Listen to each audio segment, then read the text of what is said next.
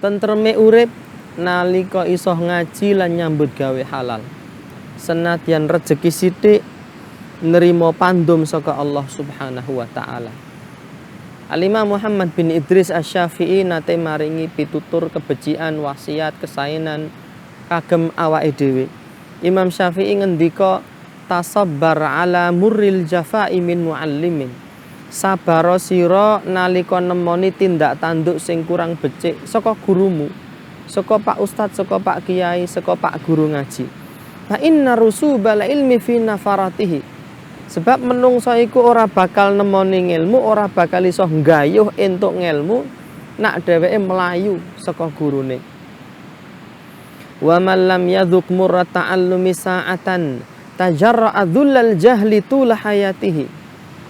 Lan sapa wonge urung tau ngrasake paite ngaji, paite meguru, kaya ngapa rekasane ngangsu kawruh agama, urung tau ngrasake, dheweke bakal dadi wong sing bodho selawase urip.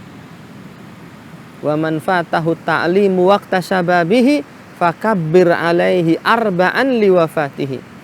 Nek ana wong lanang enom, wong wadon enom, pemuda-pemudi sing ora ngaji iku ditakbirke ping 4. Maknane para ulama dawuh nek eneng wong nom-noman kok ora gelem ngaji iku luwih becik mati wae. Wa dzatul fata wallahi bil ilmi wat tuqa.